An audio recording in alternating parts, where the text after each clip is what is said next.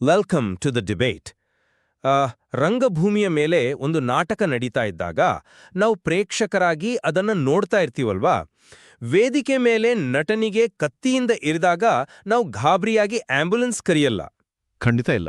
ಯಾಕಂದ್ರೆ ಅಲ್ಲಿ ನಡೀತಾ ಇರೋದು ಕೇವಲ ಒಂದು ನಾಟಕ, ಅಂದ್ರೆ ಒಂದು ಭ್ರಮೆ ಅನ್ನೋದು ನಮಗೆ ಸ್ಪಷ್ಟವಾಗಿ ಗೊತ್ತಿರುತ್ತೆ. ಹೌದು, ಆದ್ರೆ ಅದು ಕೇವಲ ಆರಾಮದಾಯಕ ಕುರ್ಚಿಯಲ್ಲಿ ಕೂತಿರುವ ಪ್ರೇಕ್ಷಕರ ದೃಷ್ಟಿಕೋನ ಮಾತ್ರ ಅಲ್ವಾ? ಅದೇ ವೇದಿಕೆಯ ಮೇಲಿರುವ ನಟನಿಗೆ ಅವನು ಹಾಕಿರುವ ವೇಷಭೂಷಣದ ಭಾರ, ಆ ಲೈಟ್ಸ್ನ ಶಾಖ, ಆಮೇಲೆ ಅವನ ಹಣೆಯ ಮೇಲಿನ ಬೆವರು, ಇವೆಲ್ಲವೂ ಖಂಡಿತ ಭ್ರಮೆ ಅಲ್ಲ. ನಿಜ. ಅದು ಅವನ ಪಾಲಿನ ಸಂಪೂರ್ಣ ವಾಸ್ತವ. ಆ ಭೌತಿಕ ಮಿತಿಗಳನ್ನ ಆತ ಸುಮ್ಮನೆ ನಿರಾಕರಿಸುವಂತಿಲ್ಲ. ಎಕ್ಸಾಕ್ಟ್ಲಿ. ಆದರೆ ಈ ವಾಸ್ತವ ಮತ್ತು ಭ್ರಮೆಯ ನಡುವಿನ ಗೆರೆ ಅಷ್ಟು ಸ್ಪಷ್ಟವಾಗಿದೆಯಾ? ಇದನ್ನೇ ಇಂದು ನಾವು ಚರ್ಚೆ ಮಾಡ್ತಾ ಇದ್ದೀವಿ. ಶ್ರೀಮತಿ ವಿದ್ಯಾಭಾರತಿ ಮೆಮೋರಿಯಲ್ ಟ್ರಸ್ಟ್ ಪ್ರಕಟಿಸಿರುವ ಶ್ರೀ ವಿಜಯೇಂದ್ರ ರಾಮನಾಥ ಭಟ್ಟರು ಸಂಪಾದಿಸಿರುವ ಆಧ್ಯಾತ್ಮಜ್ಞಾನ ಗ್ರಂಥಮಾಲಾ, ಇದರ 3ನೇ ಭಾಗದ ಒಂದು ಪ್ರಮುಖ ಲೇಖನದ ಆಧಾರದ ಮೇಲೆ ನಮ್ಮ ಇಂದಿನ ಚರ್ಚೆ ರೂಪುಗೊಂಡಿದೆ. ಹೌದು, ಈ ಲೇಖನ ಅಮಲಭಕ್ತಿ ಅಂದ್ರೆ ಶುದ್ಧ ಭಕ್ತಿಯ ಪರಾಕಾಷ್ಠೆಯ ಬಗ್ಗೆ ಬಹಳ ಆಳವಾಗಿ ಮಾತನಾಡುತ್ತೆ. ಕರೆಕ್ಟ್. ನಮ್ಮುಂದಿರುವ ಕೇಂದ್ರ ಪ್ರಶ್ನೆ ಬಹಳ ಗಹನವಾದದ್ದು. ಭಕ್ತಿ ತನ್ನ ಅತ್ಯುನ್ನತ ಸ್ಥಿತಿಯನ್ನು ತಲುಪಿದಾಗ ಅದು ಭಕ್ತ ಮತ್ತು ಭಗವಂತನ ನಡುವಿನ ಎಲ್ಲ ಭೌತಿಕ ಮತ್ತು ತಾತ್ವಿಕ ಗಡಿಗನನ್ನ ಅಳಿಸಿಹಾಕುತ್ತಾ, ಅಂದ್ರೆ ಸಂಪೂರ್ಣ ವಿಲೀನಕ್ಕೆ ದಾರಿ ಮಾಡಿಕೊಡುತ್ತಾ? ಅಥವಾ ನಾರದ ಭಕ್ತಿ ಸೂತ್ರ ಮತ್ತು ಮಧ್ವಾಚಾರ್ಯರ ನವಪ್ರಮೇಯಗಳು ಸಾರುವಂತೆ ಪ್ರಾರಬ್ಧ ಕರ್ಮ ಮತ್ತು ಪ್ರಪಂಚದ ವಾಸ್ತವಿಕತೆಯು ಕೊನೆಯವರೆಗೂ ಜೀವದೇವರ ನಡುವಿನ ಅಂತರವನ್ನ ಕಾಯ್ದುಕೊಳ್ಳುತ್ತಾ ಅನ್ನೋದಿ ಪ್ರಶ್ನೆ. ಹೌದು, ನಾನಿಲ್ಲಿ ಮೊದಲನೇ ನಿಲುವನ್ನ ಸಮರ್ಥಿಸ್ತೀನಿ. ಅಮಲಭಕ್ತಿಯ ಅಂತಿಮ ಹಂತವು ಈ ಬಾಹ್ಯ ಜಗತ್ತಿನ ದ್ವೈತ ಭಾವವನ್ನ, ಅಂದ್ರೆ ಭೇದಭಾವವನ್ನ ಸಂಪೂರ್ಣವಾಗಿ ಅಳಿಸಿಹಾಕುತ್ತೆ ಅನ್ನೋದು ನನ್ನ ವಾದ. ಆದರೆ ಆ ವಾದವನ್ನ ಹಾಗೇ ಒಪ್ಪಿಕೊಳ್ಳೋಕೆ ಸಾಧ್ಯ ಇಲ್ಲ.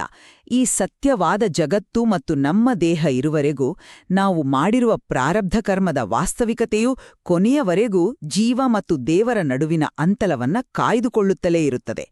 ಭೌತಿಕ ಮಿತಿಗಳು ನಮ್ಮನ್ನ ಸದಾ ಎಚ್ಚರಿಸುತ್ತಲೇ ಇರುತ್ತವೆ ಅನ್ನೋದು ನನ್ನ ಪ್ರತಿಪಾದನೆ.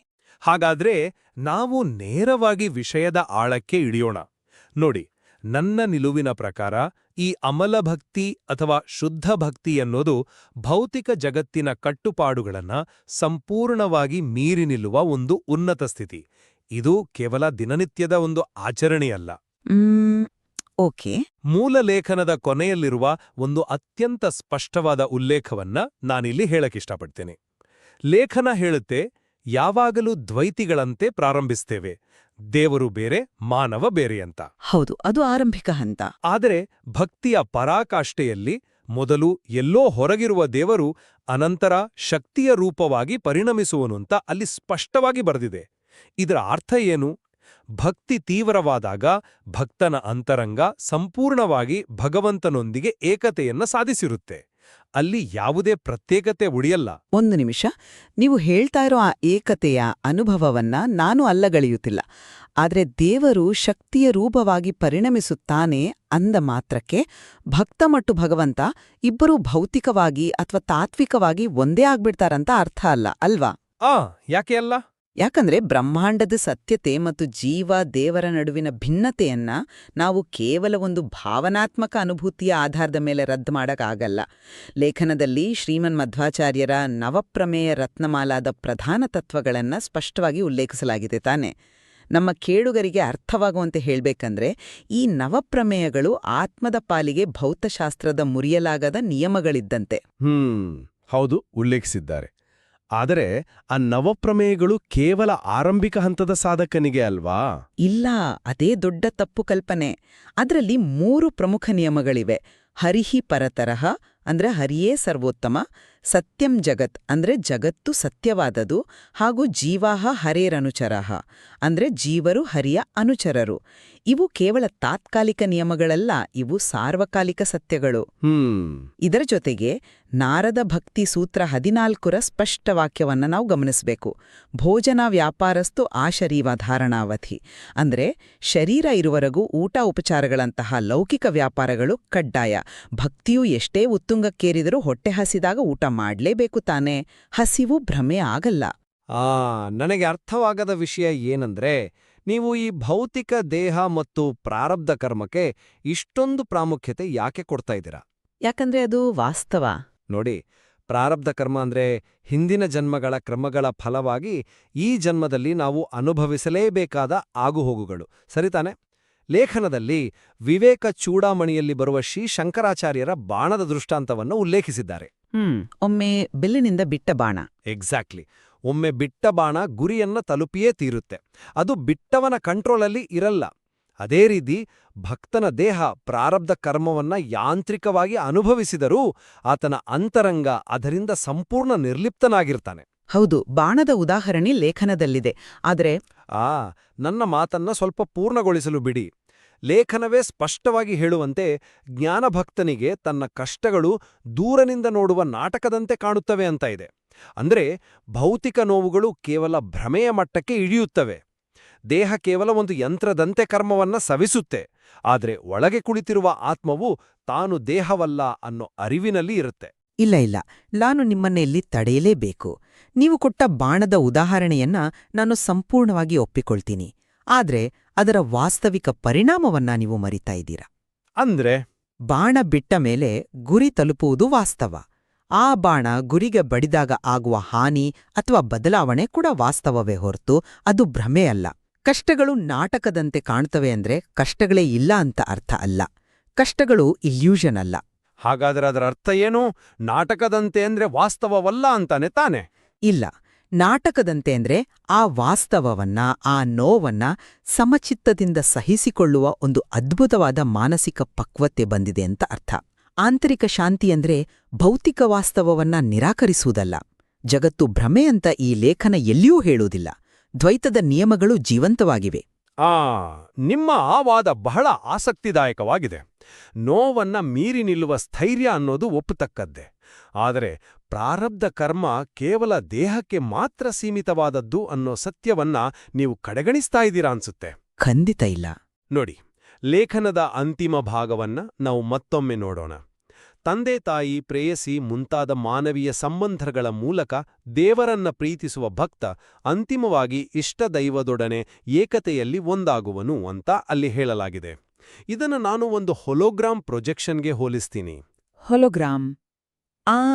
ಹೇಗೆ? ನೋಡಿ, ಯಂತ್ರ ಅಂದ್ರೆ ನಮ್ಮ ಭೌತಿಕ ದೇಹ ತನ್ನೊಳಗೆ ಪ್ರೋಗ್ರಾಂ ಆದ ಚಿತ್ರವನ್ನ ಅಂದ್ರೆ ಪ್ರಾರಬ್ಧ ಕರ್ಮವನ್ನ ಮೂಡಿಸ್ತಲೇ ಇರುತ್ತೆ.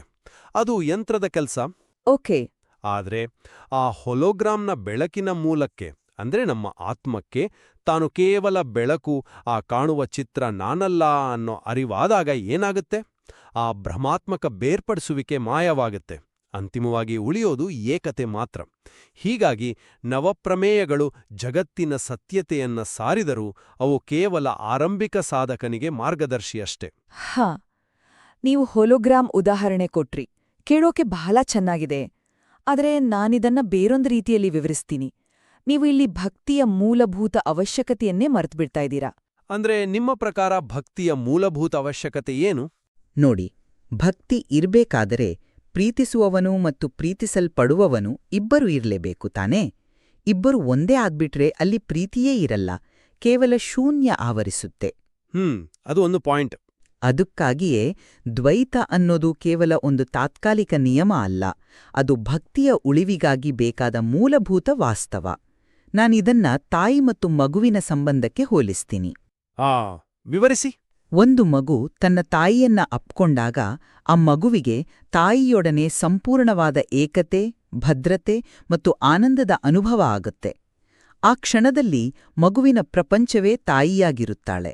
ಹೌದು, ಅದನ್ನೇ ನಾನು ಭಾವನಾತ್ಮಕ ಅನುಭೂತಿ ಅಂತ ಹೇಳ್ತಾ ಇರೋದು. ಕರೆಕ್ಟ್, ಅದು ಸೈಕಲಾಜಿಕಲ್ ರಿಯಲೈಸೇಷನ್. ಆದ್ರೆ ಎಷ್ಟೇ ಗಾಢವಾಗಿ ಅಪ್ಕೊಂಡ್ರೂ ಆ ಮಗು ಭೌತಿಕವಾಗಿ ತಾಯಿಯಾಗಿ ಬದಲಾಗಲ್ಲಲ್ವಾ? ಸೃಷ್ಟಿಕರ್ತ ಮತ್ತು ಸೃಷ್ಟಿಯ ನಡುವಿನ ಅಂತರ ಸದಾ ಇರುತ್ತೆ. ಜಗತ್ತಿನ ಸತ್ಯತೆ ಮತ್ತು ಜೀವರಲ್ಲಿನ ಭೇದವನ್ನ ಪ್ರಧಾನವಾದ ತತ್ವಗಳು ಅಂತ ಲೇಖನದಲ್ಲಿ ಕರೆಯಲಾಗಿದೆ. ಅಡಿಪಾಯವನ್ನೇ ಕಿತ್ತು ಹಾಕಿದರೆ ಭಕ್ತಿಯ ಕಟ್ಟಡವೇ ಕುಸಿದು ಬೀಳುತ್ತೆ. ಆದರೆ ಆಧ್ಯಾತ್ಮಿಕ ಜ್ಞಾನದ ಅಂತಿಮ ಉದ್ದೇಶವನ್ನ ನಾವಿಲ್ಲಿ ಪ್ರಶ್ನಿಸಬೇಕಾಗತ್ತೆ. ಲೇಖನ ಬಹಳ ಸ್ಪಷ್ಟವಾಗಿ ಹೇಳುತ್ತೆ, ಒಬ್ಬ ಜ್ಞಾನಭಕ್ತ ಸರ್ವಾರ್ಥ ಸಮರ್ಪಣೆ ಮಾಡ್ತಾನೆ, ಆತ ಸಂಪೂರ್ಣ ಶರಣಾಗತನಾಗಿರ್ತಾನೆ. ಶರಣಾಗತಿಯು ಭಕ್ತಿಯ ಅತ್ಯುನ್ನತ ರೂಪ. ಅದರಲ್ಲಿ ಯಾವುದೇ ಅನುಮಾನ ಇಲ್ಲ. ಹಾಗಾದ್ರೆ ಯೋಚಿಸಿ ನೋಡಿ, ಈ ಸಂಪೂರ್ಣ ಶರಣಾಗತಿಯ ಸ್ಥಿತಿಯಲ್ಲಿ ಏನಾಗುತ್ತೆ? ನಾನು ಅನ್ನೋ ಅಹಂಕಾರ ಸಂಪೂರ್ಣವಾಗಿ ನಾಶ ಆಗತ್ತೆ ಅಲ್ವಾ? ಪರಮಾತ್ಮನೇ ಅವನ ಯೋಗಕ್ಷೇಮವನ್ನ ನೋಡ್ಕೊಳ್ತಾನೆ. ಹೌದು. ಹೀಗಿರುವಾಗ ಶರಣಾಗತಿಯ ಪರಮಾವಧಿಯಲ್ಲಿ ಅಹಂಕಾರವೇ ಸತ್ತ ಮೇಲೆ ಅಲ್ಲಿ ಭಕ್ತನ ಪ್ರತ್ಯೇಕ ಅಸ್ತಿತ್ವ ಹೇಗೆ ಉಳಿಯೋಕ್ ಸಾಧ್ಯ? ಆತನು ಕೇವಲ ಭಗವಂತನ ಇಚ್ಛೆಯ ಒಂದು ಖಾಲಿ ವಾಹಕ ಆಗ್ತಾನೆ. ಆತನಿಗೆ ತಾನು ಬೇರೆ ದೇವ್ರು ಬೇರೆ ಅನ್ನೋ ಪ್ರಜ್ಞೆಯೇ ಇರಲ್ಲ. ಅಹಂಕಾರದ ನಾಶವೇ ಅದ್ವೈತದ ಆರಂಭ ಅಲ್ವಾ? ನೋಡಿ, ನೀವಿಲ್ಲಿ ಬಹಳ ಸೂಕ್ಷ್ಮವಾದ ಒಂದು ತಪ್ಪನ್ನ ಮಾಡ್ತಾ ಇದ್ದೀರಾ. ಏನದು? ನೀವು ಅಹಂಕಾರ ಅಂದ್ರೆ ಈಗೋ ಮತ್ತು ಜೀವಭಾವ ಅಂದ್ರೆ ಇಂಡಿವಿಜುವಾಲಿಟಿ ಇವೆರಡನ್ನೂ ಒಂದೇ ಅಂತ ಗೊಂದಲ ಮಾಡ್ಕೊಳ್ತಾ ಇದ್ದೀರಾ. ನನಗಿದು ಸ್ವಲ್ಪ ಗೊಂದಲ ಆಗ್ತಾ ಇದೆ. ಅಹಂಕಾರ ಮತ್ತು ಪ್ರತ್ಯೇಕ ಅಸ್ತಿತ್ವದ ನಡುವಿನ ವ್ಯತ್ಯಾಸ ಏನು? ಸ್ವಲ್ಪ ಬಿಡಿಸಿ ಹೇಳಿ. ಖಂಡಿತ. ನೀವೊಂದು ಸುಂದರವಾದ ಸೂರ್ಯಾಸ್ತವನ್ನ ನೋಡ್ತಾ ಇದ್ದೀರಾ ಅಂತ ಕಲ್ಪಿಸ್ಕೊಳ್ಳಿ. ಆ ಕ್ಷಣದ ಸೌಂದರ್ಯದಲ್ಲಿ ನೀವು ಮೈಮರೆಯುತ್ತೀರಿ. ನಿಮ್ಮ ದಿನನಿತ್ಯದ ಚಿಂತೆಗಳು, ನಿಮ್ಮ ನಾನು ಅನ್ನೋ ಅಹಂಕಾರ ಮರೆಯಾಗುತ್ತೆ. ಹೌದು. ಆದ್ರೆ ಆ ಸೂರ್ಯಾಸ್ತವನ್ನ ಅನುಭವಿಸ್ತಾ ಇರೋದು ನೀವೇ ತಾನೇ? ನಿಮ್ಮ ಅಸ್ತಿತ್ವ ಅಲ್ಲಿರುತ್ತೆ. ಅದೇ ರೀತಿ ಭಕ್ತಿಯಲ್ಲಿ ಅಹಂಕಾರದ ನಾಶ ಅಂದ್ರೆ ನಾನು ಸ್ವತಂತ್ರ ಅನ್ನೋ ಮಿಥ್ಯಾಭಾವನೆಯ ನಾಶ. ತಾನು ಭಗವಂತನ ಅಧೀನ ಅನ್ನೋ ಅರಿವೇ ನಿಜವಾದ ಜ್ಞಾನ. ಓಹೋ, ಅಂದ್ರೆ ಶರಣಾಗತಿಯಲ್ಲೂ ಪ್ರತ್ಯೇಕತೆ ಉಳಿಯುತ್ತೆ ಅಂತೀರಾ? ಖಂಡಿತ. ನೀವು ಬಳಸಿದ ವಾಕ್ಯವನ್ನೇ ತಗೊಳ್ಳಿ, ಭಗವಂತನು ಯೋಗಕ್ಷೇಮವನ್ನ ನೋಡಿಕೊಳ್ತಾನೆ. ಲೇಖನದಲ್ಲಿರುವ ಈ ವಾಕ್ಯವೇ ಇಬ್ಬರ ಪ್ರತ್ಯೇಕ ಅಸ್ತಿತ್ವವನ್ನ ಸಾಬೀತು ಮಾಡುತ್ತೆ ಅಲ್ವಾ? ಹೇಗೆ? ಒಬ್ರು ರಕ್ಷಿಸುವವರು ಅಂದ್ರೆ ಭಗವಂತ, ಮತ್ತೊಬ್ಬರು ರಕ್ಷಿಸಲ್ಪಡುವವರು ಅಂದ್ರೆ ಭಕ್ತ. ಭಗವಂತ ಕಾಪಾಡ್ತಾನೆ ಅಂದ್ರೆ ಅಲ್ಲಿ ಕಾಪಾಡಿಸಿಕೊಳ್ಳಲು ಒಬ್ಬ ಭಕ್ತ ಇರ್ಲೇಬೇಕು ತಾನೆ. ಆದ್ರೆ ಯೋಗಕ್ಷೇಮದ ಜವಾಬ್ದಾರಿಯನ್ನ ದೇವರಿಗೆ ಬಿಟ್ಮೇಲೆ ಭಕ್ತನಿಗೆ ತನ್ನ ಅಸ್ತಿತ್ವದ ಬಗೆಗಿನ ಕಾಳಜಿ ಇರಲ್ವಲ್ಲ? ಕಾಳಜಿ ಇಲ್ಲ, ನಿಜ. ಆದ್ರೆ ಅಸ್ತಿತ್ವ ಇರುತ್ತೆ. ಇನ್ನೊಂದು ಮುಖ್ಯ ಅಂಶ ಗಮನಿಸಿ.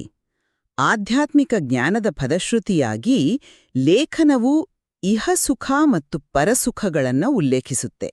ಈ ಎರಡೂ ಸುಖಗಳನ್ನನುಭವಿಸಲು ಭಕ್ತನ ಪ್ರತ್ಯೇಕ ಅಸ್ತಿತ್ವ ಉಳಿಯಲೇಬೇಕಲ್ವಾ? ಸಕ್ಕರೆ ಮತ್ತು ನೀರು ಬೆರೆತರೆ ಪಾನಕ ಆಗತ್ತೆ, ಸರಿ. ಆದ್ರೆ ಪಾನಕದ ಸಿಹಿಯನ್ನ ಸವಿಯಲು ಒಬ್ಬ ವ್ಯಕ್ತಿ ಬೇಕಲ್ವಾ? ನಿಮ್ಮ ಆ ವಿಶ್ಲೇಷಣೆ ಬಹಳ ತಾರ್ಕಿಕವಾಗಿದೆ.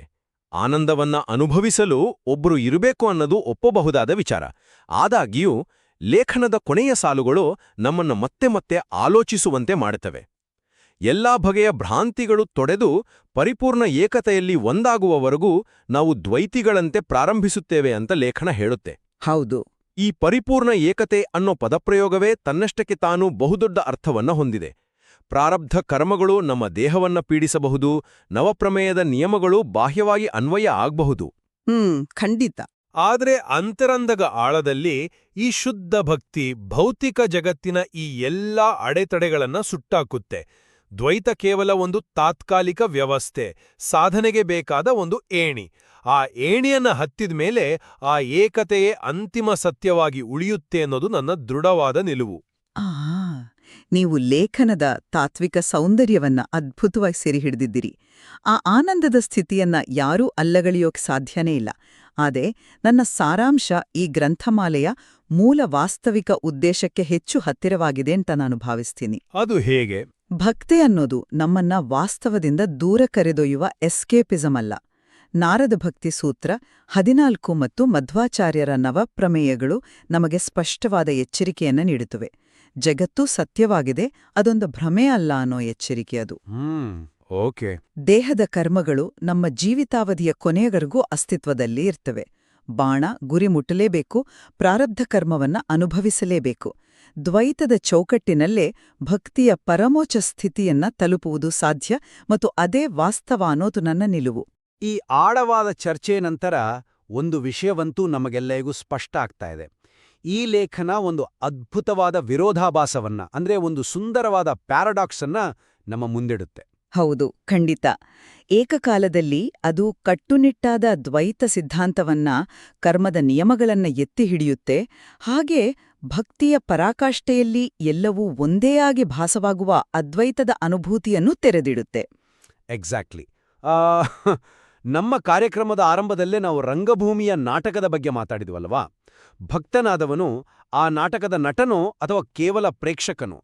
ಪ್ರಾರಬ್ಧ ಕರ್ಮದ ವೇಷಭೂಷಣವನ್ನ ಧರಿಸಿ ವಾಸ್ತವದ ಶಾಖವನ್ನ ಅನುಭವಿಸ್ತಾ ಇದ್ರೂ ತನ್ನ ಅಂತರಂಗದಲ್ಲಿ ತಾನು ಈ ನಾಟಕಕ್ಕೆ ಮೀರಿದ ಆ ಅಗೋಚರ ಶಕ್ತಿಯ ಒಂದು ಭಾಗ ಮಾತ್ರ ಅಂತ ಅರಿತುಕೊಳ್ಳೋದೇ ಅಮಲಭಕ್ತಿನ? ಇದೊಂದು ಪರಿಹರಿಸಲಾಗದ ಪ್ರಶ್ನೆ. ಹೌದು. ಸತ್ಯ ಈ ಎರಡು ದೃಷ್ಟಿಕೋನಗಳ ನಡುವಿನ ಎಲ್ಲೋ ಒಂದು ಬಿಂದುವಿನಲ್ಲಿ ಅಡಗಿರಬಹುದು, ಅಥವಾ ಆ ಎರಡು ದೃಷ್ಟಿಕೋನಗಳು ಏಕಕಾಲದಲ್ಲಿ ಸತ್ಯವಾಗಿರಬಹುದು. ಆ ಸತ್ಯವನ್ನ ಹುಡುಕುವ ಜವಾಬ್ದಾರಿಯನ್ನ, ನಿಮ್ಮದೇ ಆದ ಸ್ವಂತ ನಿರ್ಧಾರಕ್ಕೆ ಬರುವ ಅವಕಾಶವನ್ನ ನಿಮ್ಮ ವಿವೇಚನೆಗೆ ಬಿಡ್ತಾ ಇದ್ದೀವಿ. ಖಂಡಿತ. ಈ ಸಂಕೀರ್ಣ ತತ್ವಜ್ಞಾನದಲ್ಲಿ ನಿಯಮಗಳು ಮತ್ತು ಅನುಭೂತಿಗಳ ನಡುವೆ ಅನ್ವೇಷಿಸಲು ಇನ್ನಷ್ಟು ಆಳವಾದ ವಿಚಾರಗಳಿವೆ. ಹೌದು. ದ್ವೈತದ ವಾಸ್ತವದ ಗಟ್ಟಿನೆಲದ ಮೇಲೆ ನಿಂತು ಏಕತೆಯ ಆಕಾಶದತ್ತ ಕಣ್ಣು ಹಾಯಿಸುವುದೇ ಬಹುಶಃ ಮನುಷ್ಯನ ಅಂತಿಮ ಹುಡುಕಾಟವಿರಬಹುದು. ಈ ತಾತ್ವಿಕ ಪಯಣದಲ್ಲಿ, ನಮ್ಮ ಆಳವಾದ ವಿಚಾರಮಂಥನದಲ್ಲಿ ನಮ್ಮೊಂದಿಗೆ ಹೆಜ್ಜೆ ಹಾಕಿದ್ದಾಗಿ ನಿಮಗೆಲ್ಲರಿಗೂ ಧನ್ಯವಾದಗಳು. ನಮಸ್ಕಾರ.